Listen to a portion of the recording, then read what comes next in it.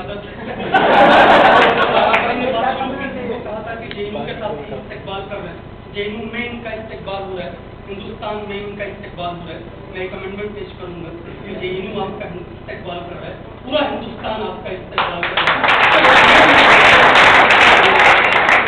दूसरी बात सैदा जी ने दीप जी ने कही कि देर हुई, हम हिंदुस्तानी अपना हिंदुस्तानी टाइम के लिए पूरी दुनिया में जाने जाते हैं। आपको अपने से अलग नहीं मानते, आप हमारे इसके बाद की बात दोस्तों बहुत कम समय लूंगा, लेकिन मैं सिर्फ पीस नहीं बोलूंगा, मैं सिर्फ रेटोरिक नहीं बोलूंगा, सिर्फ ये कि आप भी आए, हम भी आए, हम भी आए, आप भी आए। दोनों मुल्कों में कुछ लोग जंग खेलते हैं और कुछ लोग पीस खेलते हैं। नहीं है जो जंग खेल रहे थे, इधर हमारे और भी बुजुर्ग हैं जो बहुत दिन पीस खेलते रहे। आगे बढ़ने का मसला है, मसला ये है आज के लगता है हजारों साल पुरानी बात है, कुछ 150 बरस हुए होंगे। मीर ने एक सवाल पूछा था कि दिल से उठता है कि जान से उठता है, ये धुआं सा कहाँ से उठता है।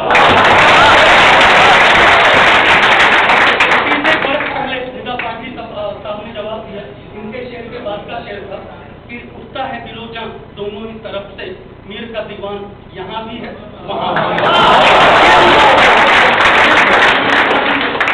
वहाँ से मैं उस सवाल पे आऊंगा जिस सवाल पे मैं आना चाहता था कि एक बच्चा, मैं एक बहुत छोटा सवाल पूछूंगा। मैं कोई ये तकरीर करने यहाँ पे नहीं आया हूँ, क्योंकि तकरीरों से न मुल्कों में अमन हो न जंगे।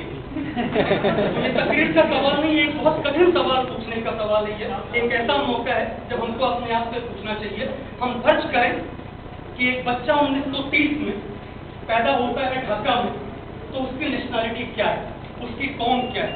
हिंदुस्तान आज़ाद नहीं है, अंग्रेजों का कब्जे में है, लेकिन उसकी नेशनलिटी अगर मोटी माने, जिन्ना साहब के भी मुताबिक, सावरकर साहब के भी मुताबिक, हम उनको नहीं मानते इसके बावजूद, और गांधी साहब के मुताबिक उसकी नेशनलिटी हिंदुस्तानी बनती है। वो बच्चा कुछ नहीं करता, 1947 में 17 बरस का होता है, खेलने खाने के दिन होते हैं। वो स्कूल भी पूरा नहीं कर पाया होगा शायद 1947 में। एक दिन अचानक उसको पता चलता है कि वो हिंदुस्तानी नहीं रहा, अब वो पाकिस्तानी हो गया। उसके और बरस बाद वो बच्चा थोड़ा और बड़ा होता है, डिग्री पूरी करता है, बैंक में क्लर्क हो जाता है। उसको ना बंगाल मुक्ति वाहिनी से मतलब, ना उसको पाकिस्तानी फौज से मतलब।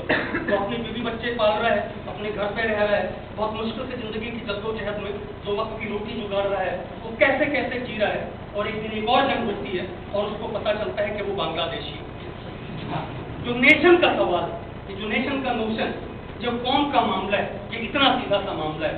ये कोई सैक्रेड चीज नहीं, ये कोई ऐसी चीज नहीं जो हमने पैदा की। वैसे तो मैं खुदा को और भगवान दोनों को नहीं मानता, लेकिन अगर वो है भी तो ये उनकी भी बनाई हुई चीज नहीं। ये बॉर्डर्स जो है जिस तरह से ये अचानक एक दिन हम बनाते हैं, इसलिए हमारी पीढ़ी अपनी आंखों में वो सपना लेना होगा, थोड़ा मुश्किल है। जर्मनी की पॉपुलेशन जरा कम है और बर्लिन की दीवार जरा बड़ी थी। वाघा का बॉर्डर है वो जरा छोटा है और हमारे दोनों मुल्कों की आबादी वो जरा ज्यादा है। हम सब मिलकर तोड़ने जाएंगे, भत्तर मचने का अंदेशा है। ये सपना होना चाहिए कि हम आज के 50 बरस 40 साल अगर रहेंगे, 40 रहेंगे तो मैं 45 रहूँगा।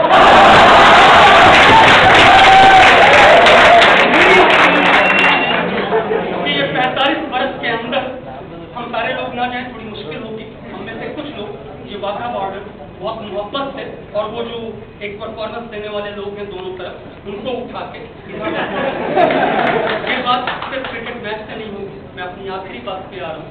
हिस्ट्री का बैगेज होता है, हिस्ट्री में बहुत चीजें होती हैं, पार्टीशन है, दोनों तरफ दर्द है। हमारी पीढ़ी के पास ये बैगेज पहली बात नहीं है।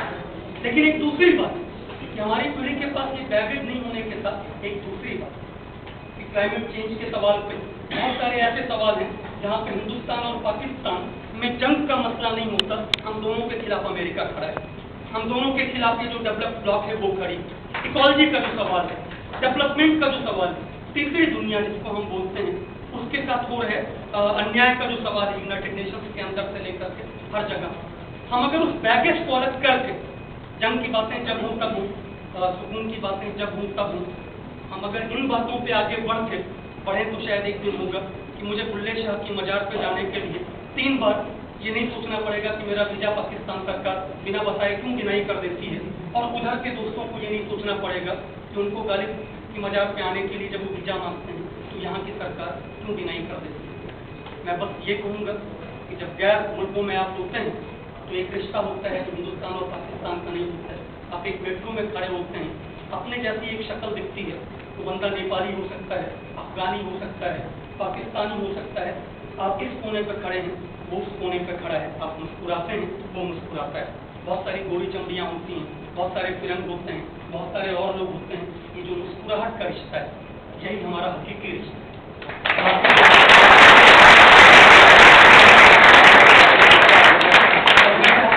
मुस्कुराहट का रिश्ता बना रहे, ये अमन का रिश्ता बना रहे, एक दूसरे के यहाँ आना जाना हो, और सिर्फ वीजा की जरूरत नहीं खत्म हो, ये बात का बॉर्डर भी खत्म हो।